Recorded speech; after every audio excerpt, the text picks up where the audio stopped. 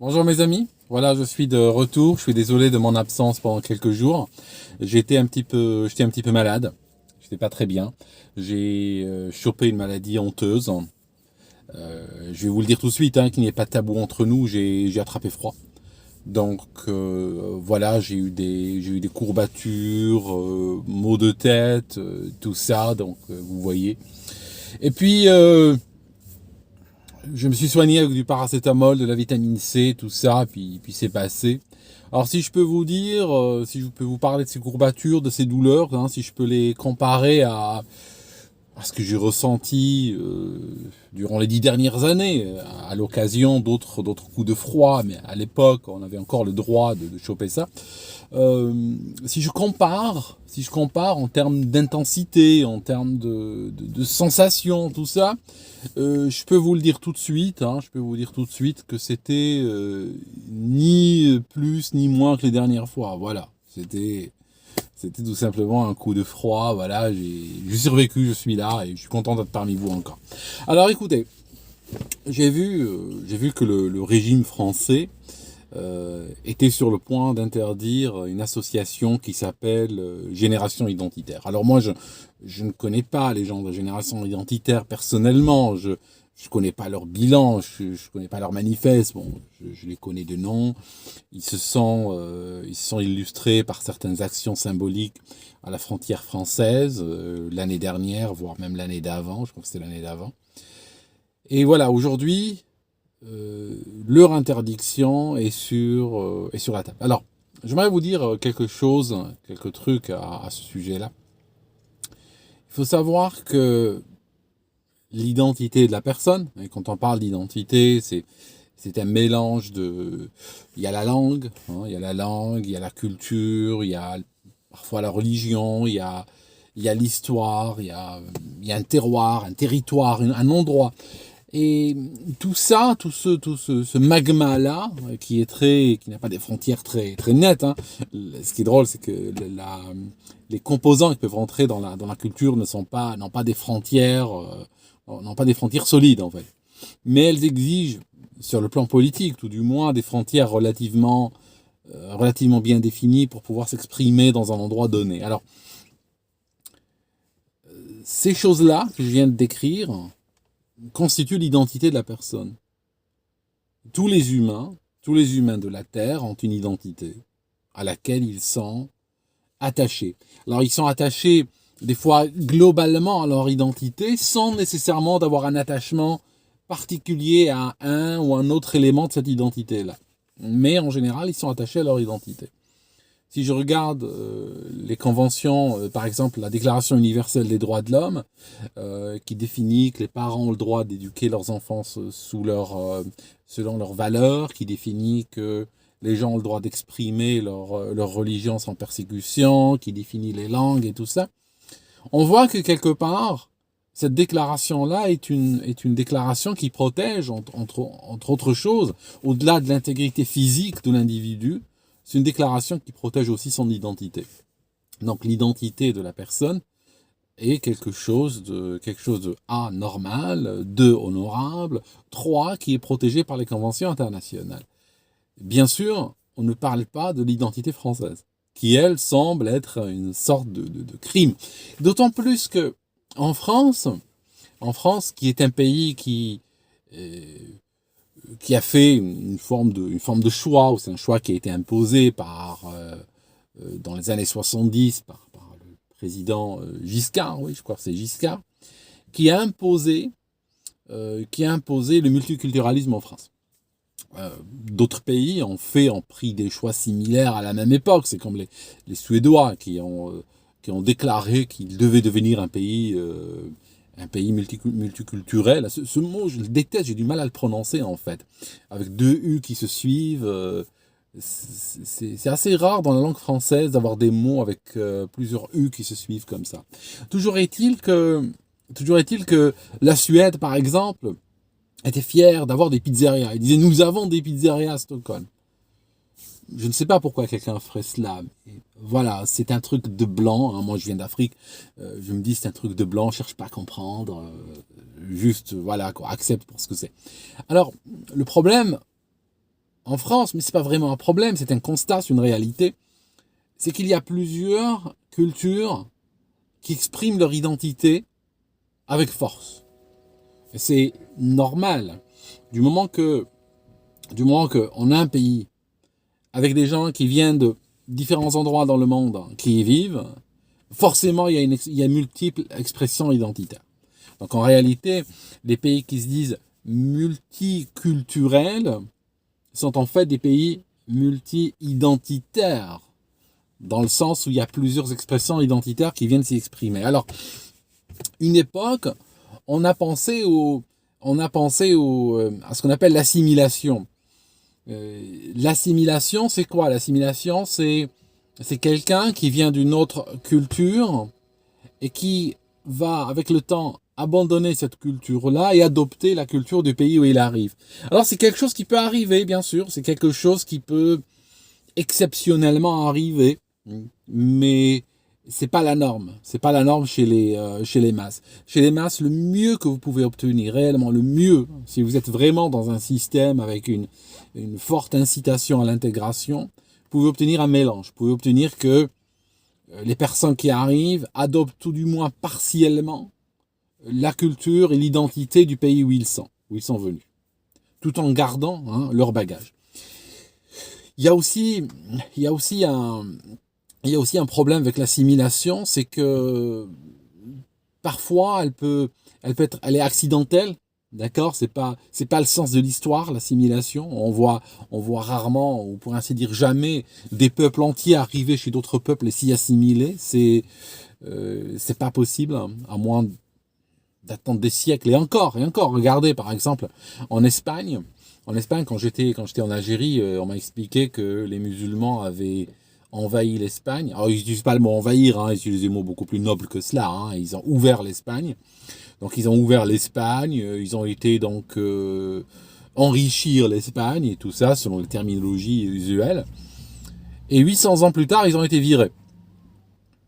800 ans plus tard, il y a eu une reconquista et ils ont été mis dehors. Question que je posais à mon prof, c'est comment on a pu les trouver 800 ans plus tard? Comment 800 ans plus tard on savait qui était venu il y a 800 ans, sachant que l'humain ne vit pas 800 ans? Donc on a expulsé qui d'Espagne 800 ans plus tard? Vous comprenez? C'est qu'effectivement, après 8 siècles, il n'y avait pas eu d'assimilation. Donc il n'y avait pas eu d'assimilation. Donc ça, l'assimilation, si on regarde l'histoire, en particulier l'assimilation entre des cultures éloignées. Si je prends par exemple, si je tente d'assimiler un Portugais en Espagne, j'aurais plus de chances que si je tentais d'assimiler un Japonais au Mexique. C'est juste question de distance, dans le sens où si des pays je dis pas que c'est des pays qui dans le passé ont la même langue ou n'étaient pas ennemis à certaines périodes de leur histoire et tout ça. Ce n'est pas cela, mais je dis que quand on a des pays européens, et on a de l'immigration entre pays européens qui reste mesurée, qui reste modérée, à ce moment-là, elle peut conduire, au bout de quelques générations, à une assimilation, de sorte que tu ne sais plus vraiment qui est venu avant, qui est venu après, qui était là, qui n'était pas là. Tu ne peux pas faire ce distinguo-là. Alors que si tu as des gens très éloignés en culture et en langue et tout, tu peux, même 8 siècles plus tard, comme l'histoire l'illustre amplement, 8 siècles plus tard, tu peux exactement savoir, tu peux tracer des frontières linguistiques, religieuses, identitaires, culturelles, à travers le pays. Elles sont toujours là. 800 ans plus tard, on n'a pas avancé d'un iota par rapport à il y a 800 ans. Alors oui, on peut toujours trouver, on va toujours trouver en marge de cette frontière-là, on va trouver des exceptions, forcément. Mais ça sera pas la norme, en fait. La masse, elle ne bouge pas. Donc, la France, je disais, en important donc de l'immigration de manière très rapide, donc la vitesse de l'immigration, et puis la distance culturelle a fait que les possibilités d'assimilation ont été réduites à néant. L'assimilation a aussi un risque, hein, je disais que ça peut arriver accidentellement, mais là aussi il y a un risque, c'est le risque de rechute générationnelle. J'invente ce mot sur le moment, mais bon voilà, vous pouvez changer le nom si ça vous plaît pas. C'est-à-dire que on peut avoir quelqu'un qui va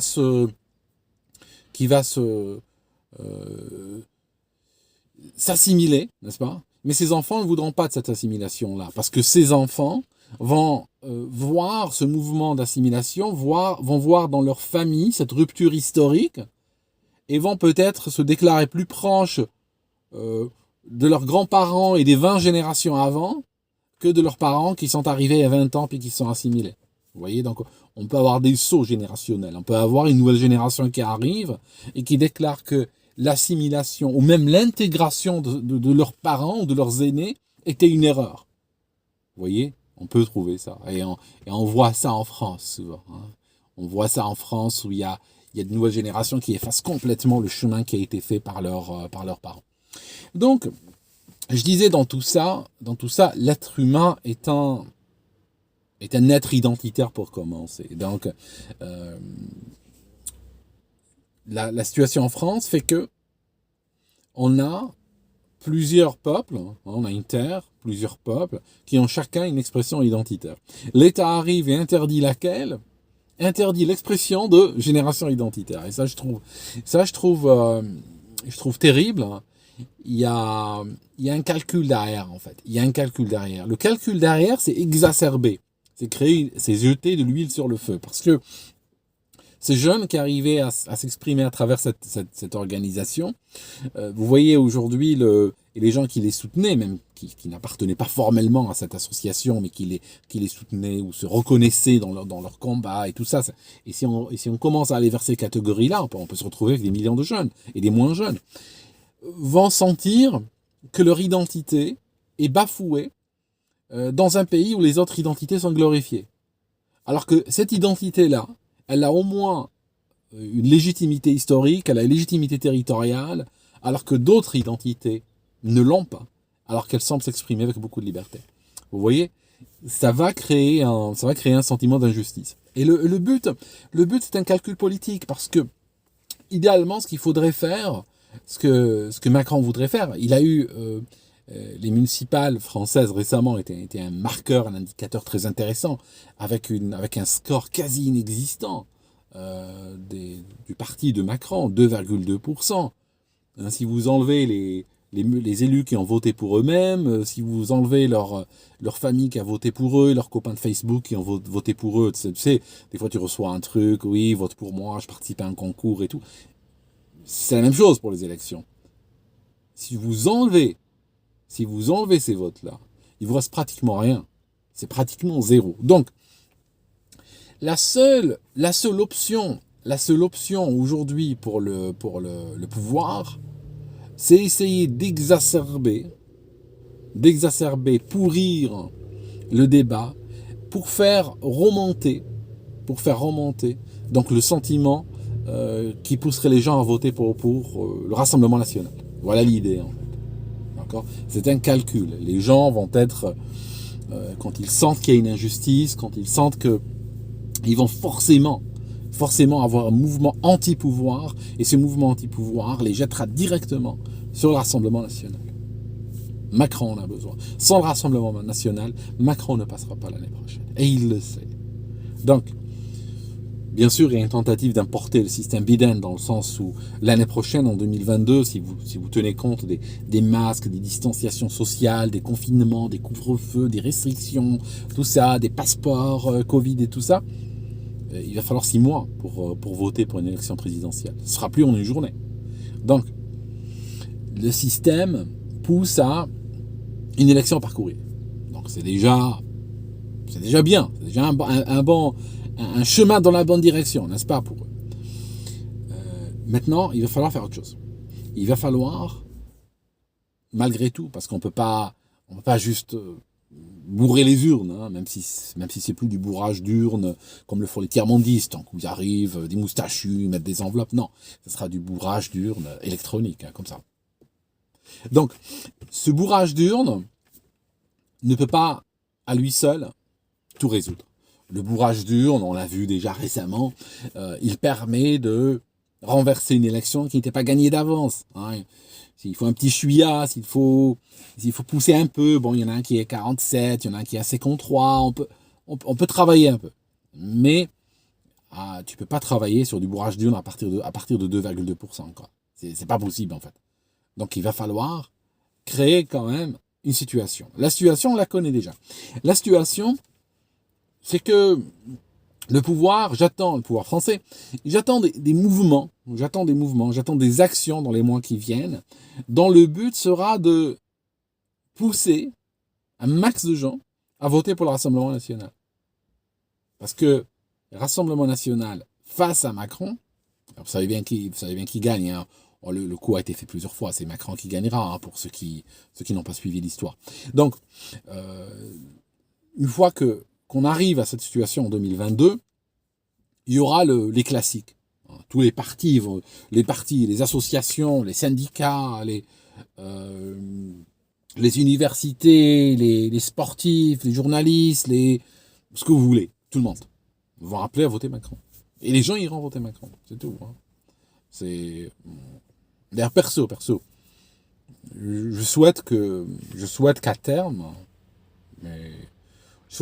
on se dispense, dans un pays comme la France, on se dispense de l'élection présidentielle. Il suffit de prendre une salle, mettre dedans on va dire, 300, 400, 1000 même, s'il le faut, journalistes, acteurs, humoristes, footballeurs, responsables associatifs, responsables syndicaux et tout ça. Il faut leur demander d'élire le prochain président. Voilà, vous leur donnez 1 heure, ils discutent, ils votent, ils élisent le prochain président. Puis c'est tout. D'accord ? Elle sera le président. Quelqu'un peut me dire que c'est pas légitime mon système. Vous pouvez dire oui, il manque de démocratie mon système. Mais moi, ce que je vais vous dire un truc, c'est que mon système pourri que je suis en train de décrire, avec cette salle où il y a des woke, n'est-ce pas, qui votent pour le président, ce système donnera exactement et rigoureusement les mêmes résultats qu'un vote universel. Vous voyez le truc ? Parce que les Français aujourd'hui n'ont pas réussi à prendre leur indépendance de ces gens-là. Les Français votent selon la demande, selon ce que leur demande, selon les directives, en fait, des faiseurs d'opinion. Les faiseurs d'opinion, c'est ceux-là. Ce sont des footballeurs, des acteurs, des humoristes. Voilà. Qui n'ont pas la même équation de vie que le Français moyen. Hein, ils n'ont pas les mêmes intérêts, ils n'ont pas les mêmes salaires, ils n'ont pas les mêmes finances, ils regardent pas dans la même direction. Mais en même temps, force est de constater que c'est eux qui décident. Voilà. Enfin, c'est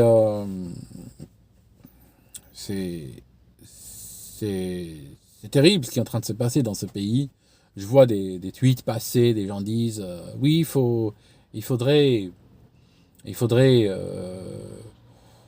que l'armée dépose Macron, ou il faudrait que des parlementaires et des sénateurs utilisent tel article de la Constitution pour déposer Macron.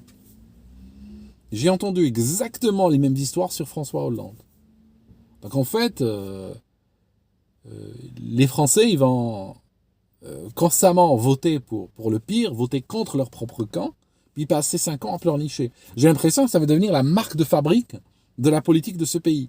Si on vote pour le pire, on vote pour si on a un choix, une palette de candidats, on va prendre le candidat de la finance internationale, le candidat de la banque, le candidat d'une oligarchie, le candidat d'intérêts étrangers, qui ne représente même pas le 0,01%. Je dis pas que ces intérêts sont pas légitimes. Je veux dire que les banquiers ou que la finance internationale présentent un candidat, moi je dis c'est la démocratie. Ils ont le droit, c'est normal. C'est normal, chacun aspire, y compris les milliardaires, y compris tous les grands seigneurs. Chacun aspire à te représenter politiquement. Donc moi je dis, ils ont le droit d'avancer leur pion. Ce que je comprends pas, c'est que le smicard vote pour eux. Voilà mon problème. Vous voyez le truc, c'est ça. Donc, il y a une palette. Donc les Français vont faire quoi ? Vont aller voter pour le candidat, n'est-ce pas, de l'oligarchie, qui va représenter les intérêts du 0,01%, qui se portent bien d'ailleurs, et je suis très, très content pour eux. Ils sont contents. Le peuple, des millions de gens ont été votés pour le candidat de 0,01%. Le 0,01% s'enrichit. Et puis ils sont très contents. C'est bien pour eux. Mais essayez de temps en temps de voter pour vos gueules. Essayez de voter pour votre camp une fois. C'est vrai que vous avez été très généreux. Vous avez voté pour les candidats qui servent qui servent les autres, quels qu'ils soient ces autres. Vous l'avez fait pendant longtemps. Alors une fois, juste pour 5 ans, pour 10 ans, votez pour quelqu'un qui est de votre camp, c'est tout. Voilà, essayez ça pour voir ce que ça donne. Donc ouais, mais moi je suis sans illusion, hein, vous savez, hein, je suis sans illusion vraiment. Là, ouais, je vais rentrer chez moi. Franchement, je vais rentrer chez moi. Je suis trop dégoûté. Je suis trop dégoûté. Vous avez vu ce qui s'est passé aux États-Unis avec Trump? Il voulait faire un impeachment, n'est-ce pas? Une deuxième fois, ça n'a pas marché. Alors il y a des gens qui disent qu'ils voulaient le faire pour éviter qu'il ne puisse se présenter en 2024. Oui, mais n'est-ce pas? Il était à la présidence. Il était président. Je veux dire, il avait une exposition énorme. Il remplissait des stades. Là où il y avait le candidat opposé qui remplissait une sorte de cours de tennis avec des cercles, des sièges posés comme ça. Ils ont envoyé un sénile, ils ont envoyé quelqu'un qui n'avait aucun charisme. Et ce quelqu'un-là, grâce à leur système, ils l'ont fait passer et devenu président. Okay? Donc, quelle est la probabilité pour que Trump, depuis dehors, obtienne la présidence? Sachant qu'il n'a pas pu l'obtenir, quand il était à l'intérieur. Vous voyez, il faut pas avoir fait Saint-Cyr. Hein. Vous voyez que les chances sont voisines de zéro. Hein. Donc, impeachment ou pas, c'est perdu d'avance. Voilà. J'ai pas envie d'être négatif, mais voilà quoi. Je suis pas très, comment dirais-je. J'ai perdu la foi dans la politique américaine. Voilà. J'ai perdu la foi. Ça m'intéresse de moins en moins, en fait. J'ai l'impression que c'est un Hollywood. C'est un grand film. Il n'y a pas de gens de conviction. Il y a beaucoup de blabla. Il y a beaucoup d'effets d'annonce. Mais rien qui se passe, en fait. Voilà. Allez, mes amis, je vous laisse. Et puis je reviens dans les prochains jours. Là, ça va. Je me sens bien. Donc je reviens. À bientôt.